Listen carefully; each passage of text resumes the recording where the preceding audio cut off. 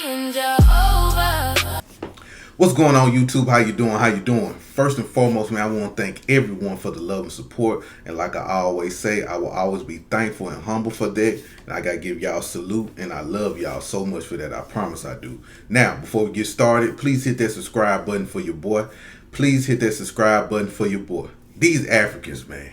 I promise, these Africans, man, they never cease to amaze me sometimes. I ain't gonna lie. Sometimes, y'all, I be scrolling through social media and I be seeing these different African videos and stuff, man. I be like, why have they not updated their way of thinking yet? Why they keep getting tricked? Why they keep believing all this mess that people put in front of them? It's just amazing to me.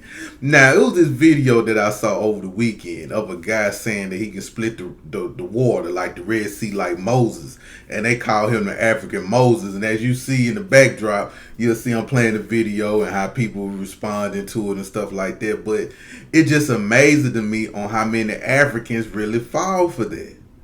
But I'm not really shocked by it because we have seen videos like that. I seen a video of an African similar to this Moses guy. I'm pretty sure y'all seen this video of he was going to build Noah's Ark. And all the people in the village was giving this man money, thinking there was going to be a flood happen, thinking Jesus told him to do this. Just everything. They believed it. Gave this man all this money. And he built some raggedy ship. I don't even know if it was a real ship or not. But people believed it. And it turned out the day it happened, this man at a club walking barefoot, spending their money, riding in a Mercedes Benz or something like that from what I saw. And you would think they learned from that. You would think Africans will learn from previous mistakes that they have made, but they really don't. Or they'll have a preacher. They'll have a preacher, right? And y'all remember back in the day, y'all, when we look at those church infomercials and the preacher go around, put your head, talking about person sitting in the wheelchair, and they put their head on a person in a wheelchair, they just give them start walking around. Well, this is a funny part. So it was an African preacher, and I guess he had another African lady with a prosthetic tumor on her back, right? I can't find this video, but it was a couple years ago. But she had a prosthetic tumor like on her back. I'm talking, that thing was big like this. So I guess, he was talking that African mumbo jumbo, that booga booga booga stuff to the woman. And he placed his hand on the fake tumor, the prosthetic tumor. And soon he lifted his hand up, the tumor went away. But this is the funny part about it. When he released his hand, it was the person got the shaking and stuff like that, and the tumor slid down the back of the person, and the people thought she was healed for real. But you can still see the tumor, the fake tumor, in the back part, and they believed it. That's what I'm saying, man. They really believed it, man, and that's just crazy to me, yo. Like Africans, man, y'all get over here and think Black Americans the most dumbest people in the world, but I think y'all are the dumbest, man. I think it's easy to trick y'all. Listen, this is what I was thinking, Black Americans. Now, tell me if I'm wrong. If I'm taking too far, tell me I'm wrong. But check this out. I got this white neighbor, right? When I go out of town, this white neighbor and his wife watches my dog. And my dog loves them to death. You know what I'm saying? I think I talked about this before. I'm going to say it again. My white neighbor loves my dog to the point where it just amazes me. When I'm walking my dog and they bend down to pet my dog, they instantly go to his mouth and they allow my dog to lick them in the mouth.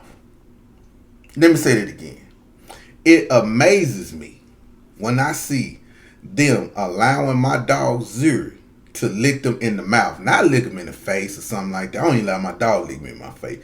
But they be like, oh, thank you. Oh, Zuri, you're so cute. And my dog I'd be like, I had to jerk my dog back sometime from that shit. I'm like, man, ladies and gentlemen, do you know where my dog be licking herself at? She like to lick her hoo-ha all the time. And she like to lick her butt all the time.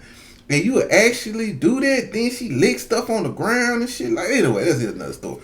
But I was thinking a proposition of my white neighbor. I said, this was the proposition I was going to tell. I said, listen, I need you to grow a beard.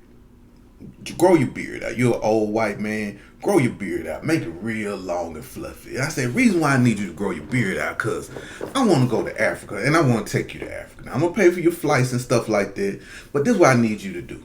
I need you to walk with me in the village. Hold my wrist as we walk through the village. And I want you to Pretend like you're Jesus Christ. And reason why I'm telling him this, because I seen another video of a white man pretending to be Jesus Christ, and everybody believed it. And they end up giving this man land. And this is what I want to do with the white man next door to me. And I want him to go to this land. And I want him to go to where we know what resources at, black Americans, like where the gold, where the minerals, where the diamonds, where the oil, where everything that we can get. That's the tribe we need to go. I need him to go in that tribe and pretend like he's Jesus, and Jesus told him God told him to tell them that, hey, let me be the king of your land. I'm gonna make sure you're okay. Now we're gonna bring prizes with us, like presents with us. We're gonna bear gifts to the Africans, and what I mean by we're gonna bear gifts to the Africans, we're gonna go to Dollar Tree. I'm spending about $200 at Dollar Tree. I might buy me some toys. I might buy me a bowl.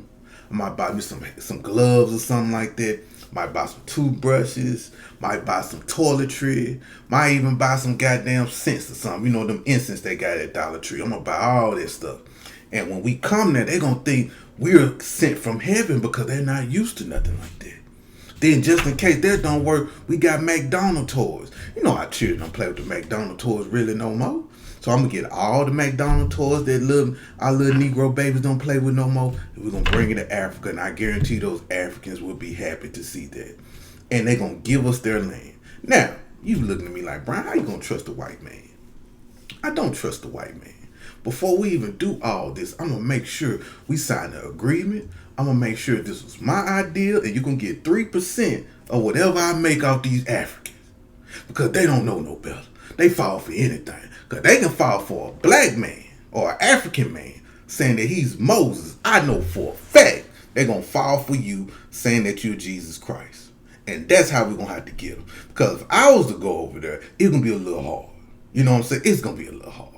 If I go out there, I'm going to have to deal with the police trying to extort me out of money. If I go over there, I'm going to have to deal with the locals trying to raise the prices on their goods. And if I go over there, people going to try to hold me up, trying to stalk me and stuff like that. But if I bring that white man with the beard to that shantytown of a village or wherever these tribes at with the resources, I guarantee I'm going to get some money. I guarantee I'm going to get some money. But that's my thoughts. Am I wrong for that? Am I wrong for even trying to inflict that on the people? Now listen, I ain't putting a pistol on them. I ain't forcing them to do anything. I'm being nice with it. I'm just doing it a different way. But anyway. But yeah, man, these Africans will fall for anything. And you'll think, even with the introduction with smartphones or the internet, you'll think they'll be up on game and stuff, on how much they watch us so much, or how much they see things, or just the information that just keep pouring and pouring that can debunk the things that's going on in Africa. But these people ain't peeping game. They ain't paying attention to what's happening. They ain't paying attention to what's being said. They just still living this old school tribal mentality that they have. And they just believe it. So why in the hell should I not finesse these people? I think that'll be the greatest finesse in the world. I'm thinking about it now, man. I can just imagine me and my people over there digging for diamonds, digging for gold, looking for oil, looking for resources, trying to figure out how we can finesse the game to sell to the people back in America. How can my black Americans in America benefit off this shit? See, we might have a whole goddamn pipeline of stuff going on out there. I might just be hired by it. Listen, y'all. Y'all know how y'all used to work on offshore oil rig for about a month, then come home. This is what we're going to have to do, y'all. Now, this the game. Woo, woo, woo, woo, woo, woo. This is how we're going to do it. We're going to come on back, bring it back, and we're gonna sell it to the people, you know what I'm saying, for a better price and everything. And we're going to be rich. And we're going to get money. And we ain't got to pay taxes on this land because of the white man that I brought there with my neighbor that looked like Jesus, finessed the government, finessed everybody. I think that's how we're going to go. So anyway, black people, what you think? Do you think Africans are smart?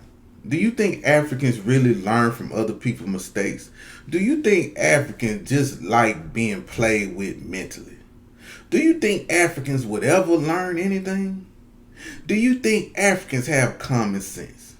Do you think Africans have discernment?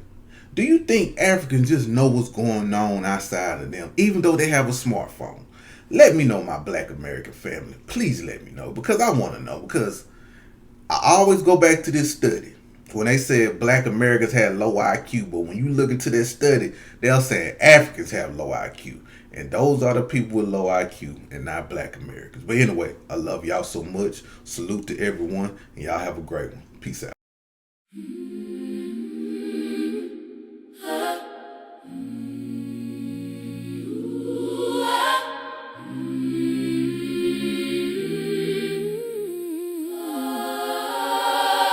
When my heart was heavy, when my mind was tired, you walked into my shadows, lit a quiet fire. Brian Jehovah, you are the truth. Every word you speak cuts straight through. Brian Jehovah, carving my youth into something real, something new. Brian Jehovah, you are the truth.